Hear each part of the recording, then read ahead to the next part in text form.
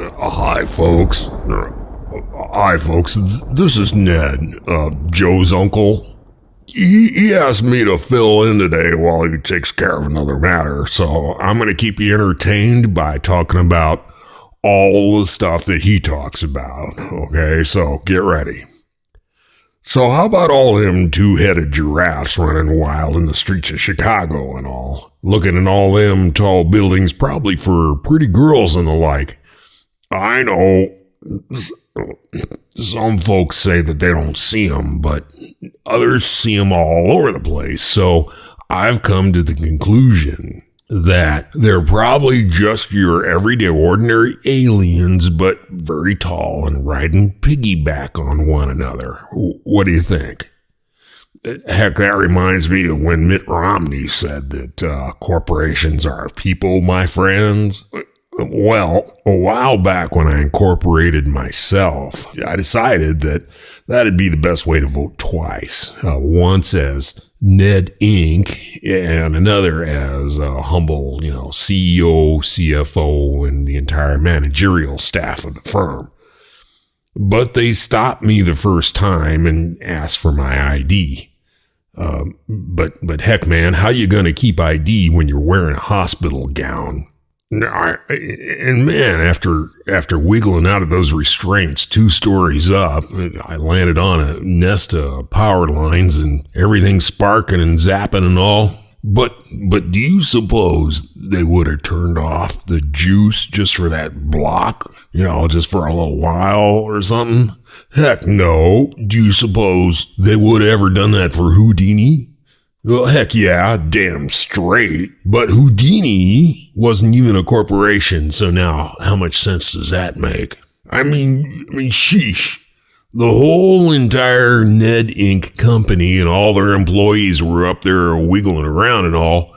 But guess what, folks? It was me that had the last laugh. You see, a sizable crowd gathered and all, and some good fella put the whole thing on YouTube. And then wouldn't you know it, the thing went viral and got like a bazillion hits.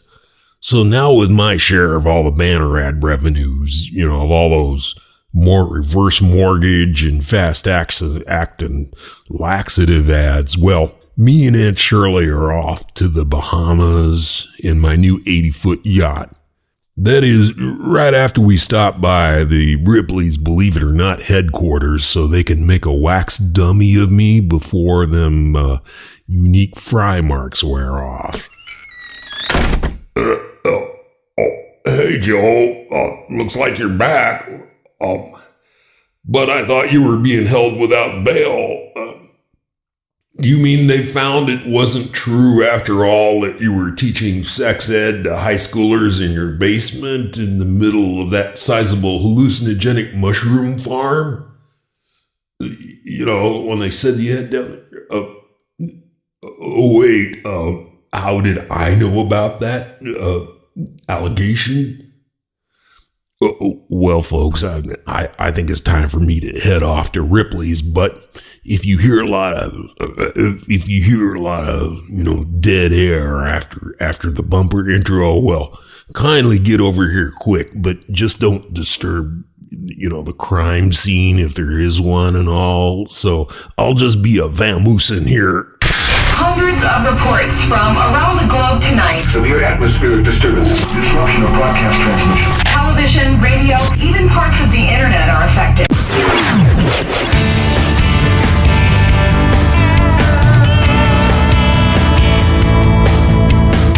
Are you ready to rumble in the jungle of the Joe-casm? Hi, folks. Yep, I'm back. It's Joe in the flesh, the guy with the face built for podcasting. As you may have gathered, that was my Uncle Ned, star of our new Is Ned Dead advice column, who may get an answer to that question soon if he keeps up these sorts of antics. Yeah, you better run, you old buzzard. Haven't you ever heard of the 9th commandment? Thou shalt not bear false witness against the nephew who could fill your behind with buckshot. Oh, anyway, sorry about that, folks. Now, with regard to that president of ours, as some I would underscore would say, the guy who, well, everyone knows hates America and don't have no birth certificate. Well, actually he does, and it's been shown, but I guess they're still looking for a Kenyan translator to make heads or tails of it. And that guy who's up there in the Oval Office preaching the Koran every chance he gets and making Joe Biden bow down to his eminence every time he enters the room. Yada, yada, yada. And hey, the next time that guy goes on this big, apology tour, and I quote, our president, "Folks of the world, we in the United States of America owe you a big apology for being the most red-blooded, kick-ass, bucket list fulfilling wild bunch that ever ruled the planet. We're sorry for all of that. It makes us embarrassed that we're so brilliant and God-fearing and all, and, and so forth." Now, I know that all of this may sound a little bizarre at first, as in some would say, again, how could the good folks of the good old US of A elect such a jiving, fist-bumping, make-it-rain food stamps, global warming wacko socialist as a president? But as most of us around here know, it was all in the way that they handled those two elections. With all them other Muslims lined up around the block after practicing Sharia law, make the vow and go vote day, just like kids at Disneyland who get off a ride and immediately say, "Oh, I want to go again, I want to go again." And back in the line they go, round and round, just like riding some crazy Democrat log flume. Well, finally, the red-blooded, law-abiding citizenry of this great nation got all this worked out. Now, you're going to like this. While I'm not supposed to say, but we got a test coming up that's going to put all this back on the flat and level. Okay. So don't tell anyone, but here it is.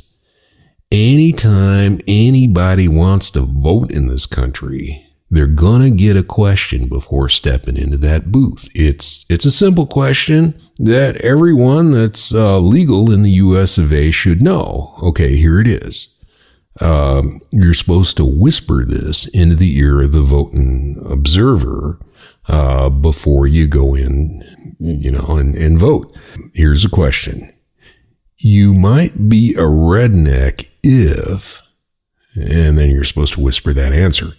Now, I know that there's 300 answers to that question in countryhumor.com/redneck/mightbehtm, but every true-blooded apple pie eating drunk on Saturday night titty eye-popping American should know there's really only one correct answer to that question. And if what I just said now doesn't spill the beans for you, then you better start the self-deportation proceeding right now, okay?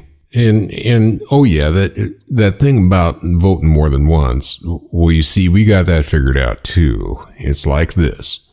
The first time you go in to vote, they're gonna give you a hat that you can't take off for 3 days. I think that has something to do with magnets or some damn thing. But this hat means that you voted once. That's why it's only got 1 point on the top. And it's all white and all. And if you don't want to give out your identity about the fact that you voted, in some controversial election or another, then that hat has a convenient pull-down shroud that you can, it's got those little eye holes and all, so you can still drive around or walk around your city and you can be obscured that way. So look alive, my fellow Americans. Come next election, you're getting your country back big time. Okay, so hang in there and keep studying each of those 10 commandments and also that big golden rule. Do unto others as you would have others do unto you. Of course, as long as they're good Christians who aren't foreigners and aren't on some kind of wanted poster or something like that. Okay? Only you can prevent galaxy fires. Play that Rickenbacker clip. As you wish.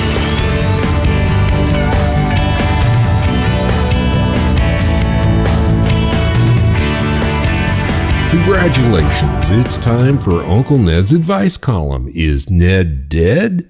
And I just got to say, we need to put together a little press release package, and folks keep asking me, what could my Uncle Ned possibly look like? So I keep asking him for a photo. Now, due to that little incident a while back, the so-called threats I made against Ned earlier in this podcast, he went out and got a restraining order so we can no longer sit in the same booth together. So, Ned, did you ever come up with that headshot photo we need? Okay, folks. He's taking some printout and then putting it up against the glass. No, come on. That's Fabio. Do you really think that... What's that? You still can't believe it's not Flubber? What? He's trying some more here. Just hang on. No, that's not going to work. Now, come on. Okay, now he's getting another. Ned, you got to know, no one's going to believe that. Folks, he just held up what's obviously a picture of Ronald Reagan. One of his headshots. Now, if you can't, no, that's Johnny Weissmuller playing Tarzan. Ned, now come on, okay, that's Slim Pickens. You're getting closer with that one. No, that's the guy who played the Wizard of Oz. Folks, this is getting frustrating here. Pardon me for this.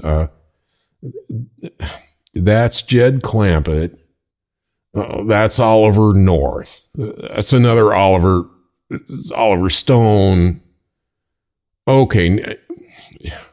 Now he's holding up Fabio again. Folks, while Uncle Ned figures out exactly who he is. Ned's not dead.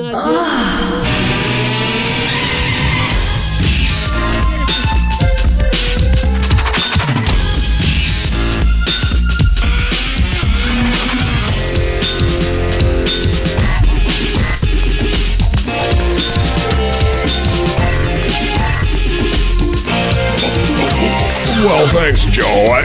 That was a younger picture of me. That's not Fabio. Anyway, just taken a few years ago. This is my second advice column podcast.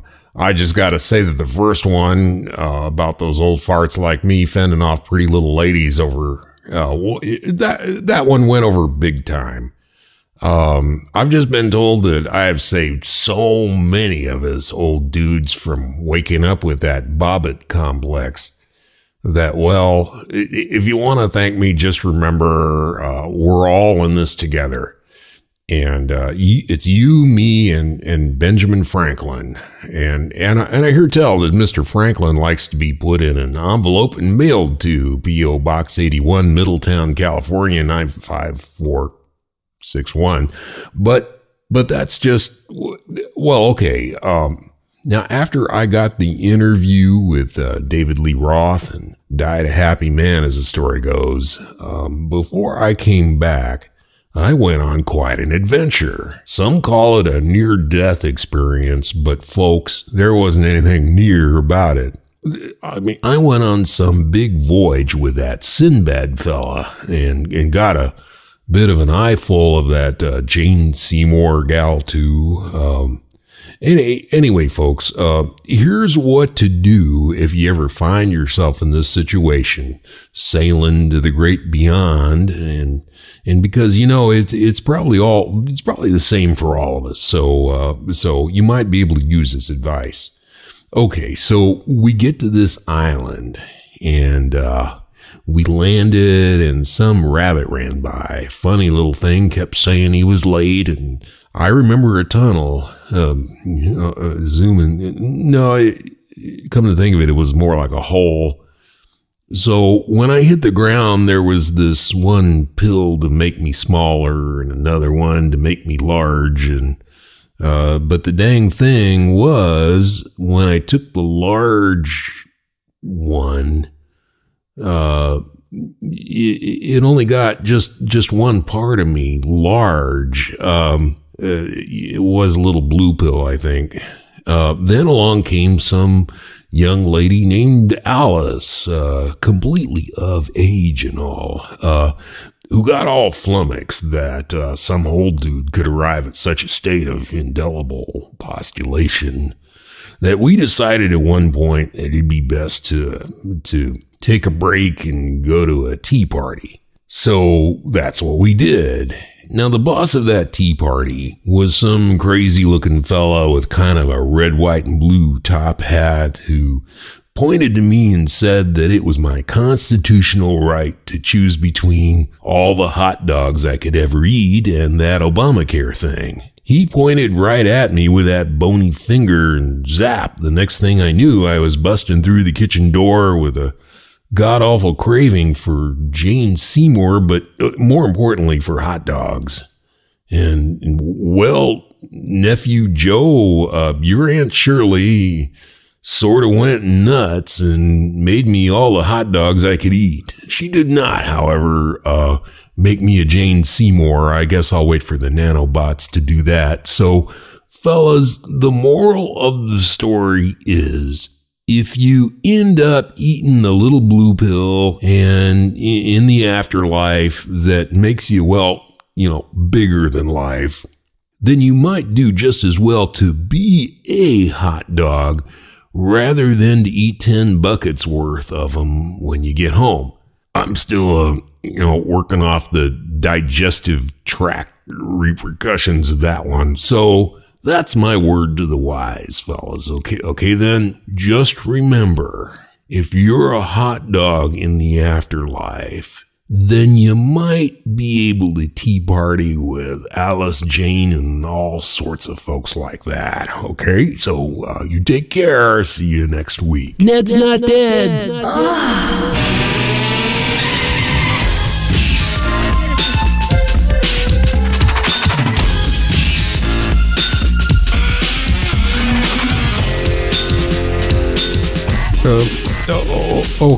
Okay, folks. This time we're going to combine the weird part of our podcast with the news segment, courtesy of HuffPost, which really makes me wonder what they've been huffing over there when you read these things, I tell you. But here goes.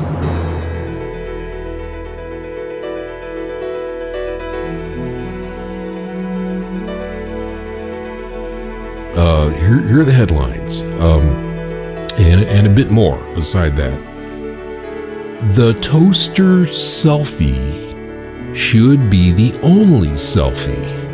Okay, now as you know, a selfie is when you take a picture of yourself. I mean, we've been, laughing about that and all, but here's I'm looking at a picture of it now. It's a toaster where you put in, I don't know, some little card or chip or something, and then you see your face on the toaster, and then boop, up pops a picture of you, your face, imprinted into the toast. Now I ask you, I got a toaster last week that beeped when the toast was about ready to come up, and I threw the dang thing out. I mean, we got enough things beeping around us all the time as it is, but this one, you put in a picture and it makes a thing on the toast. Oh, hey, come to think of it, I could go down to the religious shop, and scan some of those, and then up pops all kinds of things that I could, oh, wow, man, I could sell those things on eBay and make a mint. Holy cow. And that's before lunch. Oh, okay. So anyway, here's another one. The down and dirty of vagina smuggling. Wait a minute. I don't quite understand when those two words are put together. Vagina smuggling, okay. Maybe you could help this guy figure this out. In January, Las Vegas masseur Christina, I'll leave out her last name, was accused of snatching a customer's $35,000 Rolex and concealing it in her vagina. Yeah, she was. I like how they write this. She was accused of snatching the $35,000 Rolex, and putting it up there. That same month, Jennifer, I'll leave her name out, the ex-wife of Pulitzer Prize-winning author Cormac McCarthy, was arrested after allegedly whipping a gun out of her vagina and threatening her boyfriend. Holy cow, man, that's a buzz killer right there, wouldn't it be? Okay, so let me see another one. Another lady was taken to the county jail when officers searched her. They allegedly found a pot pipe inside her body cavity. Police says the pipe found in Dana's sex organ smelled like marijuana. Wait a minute. The police, what were they smelling now? Where did they have their nose to come up with this? Anyway, they go on to talk about crack pipes and weaponry of all sorts, and even a hidden camera in one case. So, sheesh. Let's have sex. Okay, Buster, say cheese to all them YouTube fans. I guess. Certainly puts another spin on the title of that service, huh? YouTube. Okay, now here's another one. Alleged breast. Wait a minute now. I can't. Oh boy, this has got my head spinning here. Alleged breast pump thief racking up the charges. Once again, we have the expert writers at HuffPost. Just boy, they are just pushing the pedal against all this creativity. Alleged breast pump thief racking up the charges. Roy Champella, 55, was arrested in June after allegedly stealing multiple breast pumps from a Target store near St. Petersburg, Florida. Champella allegedly switched price tags on $400 pumps so that he ended up paying only $30 for each one. It's unclear what Champella would have been doing with such a multitude of breast pumps, but previous mass breast pump thefts have been indicators of a breast pump black market. Okay, ladies, so if you're in the need of one of these devices and you happen to be walking up some dark alley and some dude pops out and says, would you like to buy a breast pump? We actually have two for you here. Then, see here. Now they're selling them for $400. Well, get the price. $30 actually. I mean, these people probably put them together for $6.95. So it might actually be a good deal out there. Let me see. Okay, another one. Man burns down house after trying to kill spider with homemade flamethrower. Well, there's somebody that's got some ambition and some gusto and really goes after projects. Probably some project manager, some big software firm or something. One can only fathom. Anyway, okay. So, man stabs watermelon, gets arrested. Okay, Bantam, Connecticut is over the AP wire. A 49-year-old Connecticut man faces threatening charges after a woman told police he stabbed a watermelon in a passive-aggressive manner. Police say that the woman had gone to the police on July 4th to report finding drugs, including marijuana, in this guy's toolbox. Well, there you go. I mean, if you got that might be actually a tool that prep you for building all kinds of crazy stuff, I guess. He was not arrested. They say later she returned home to find the watermelon on the counter with a butcher knife in it. She reported that this guy entered the room and began carving the watermelon. She called the incident passive-aggressive and menacing. That's right, man. I mean, carving a watermelon on July the 4th, you really got to look out for people who do that. It could be any one of them. Could be, known for crimes against corn on the cob and watermelon and all kinds of things. So just got to look out for them vegetable psychos, I guess. Okay, here's one.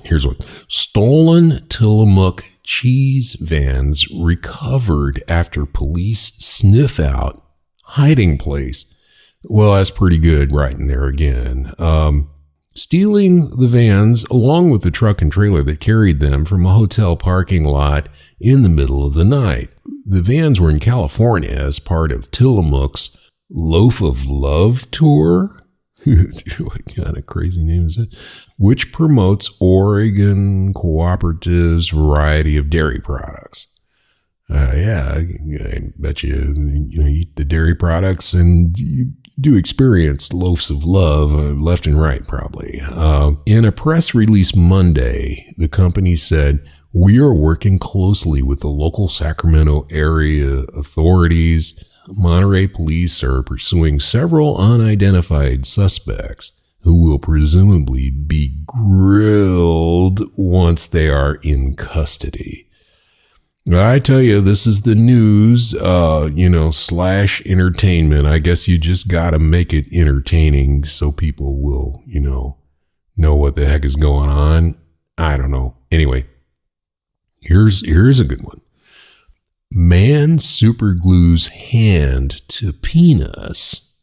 Sometime in the middle of the night, the unidentified male and his wife decided to have sex, and he reached for what he thought was the lubricant. Only he went a little too fast, and voila, his hand became stuck to his penis. And then it reads, it was a sight to behold according to the good doctor. Well, good doctors probably do behold sights, but I take a hand stuck to penis. That don't take no super glue, folks. I went from age 10 to 16 the exact same way. Okay, one more here. You can own this fossilized dino poop but you have to read this first. You might think that you'll love dinosaur poop, but there's nobody more excited about this Jurassic fecal matter than auctioneer I Am Shalat. And I got a surprise for you people. We have I Am Shalat in the studio with us tonight. And I'm going to have him read what he said that night. Okay. Now he's the one that's got it down. So I figure we'll just invite him into the studio, and he's kind enough to come up here. Here it is. Take it away, Shalat.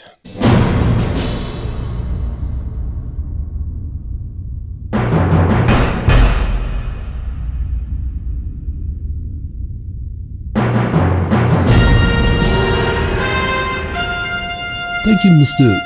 Joe. Although it is often impossible to tell which species produce these fascinating petrified feces, it is supposed that the fine examples found in a small area of Washington state are from a Miocene turtle. It is also suggested that rather than being coprolites, they are in fact coralites, internal casts of the intestine.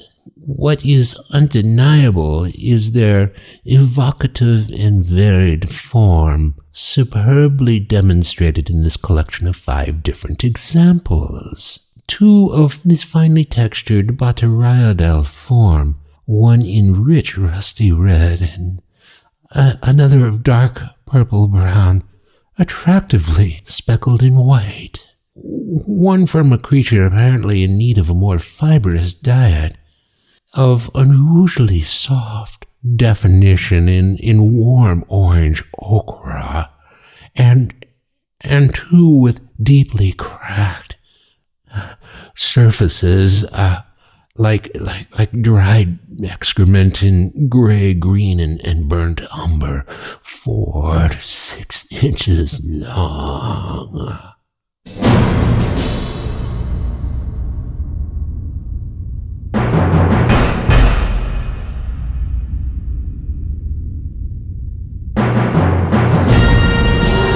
Oh, okay, thanks. I can tell you, I had some practice there at that. I could hear the voice of experience all over that thing.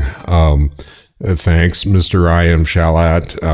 We will certainly invite you back if ever we, encounter any other, dinosaur or dragon poop or whatever it is that you were talking about there. And what I'd also have to add to that is I'll take the one on the left, and also if you'd kindly pass the Grey Poupon. That's the signpost up ahead. Your next stop, your next stop, your next stop, your next stop. I'd like to kiss you, but I just washed my hair. I'd like to kiss you, but I just washed my hair. I'd like to kiss you.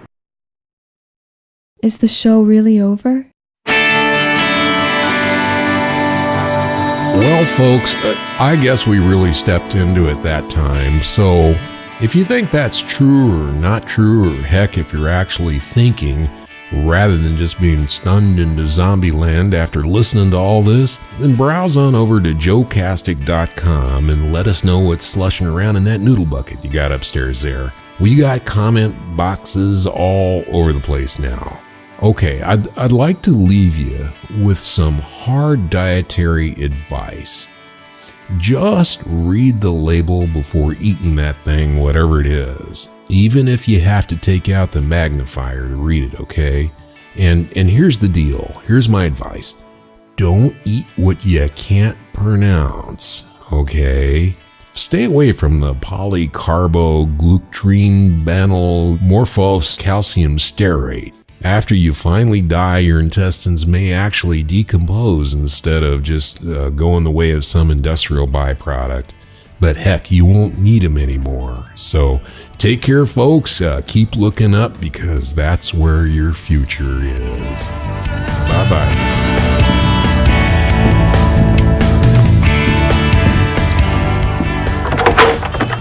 Comes out nice and wiggly like. Delicious. Visit joecastic.com.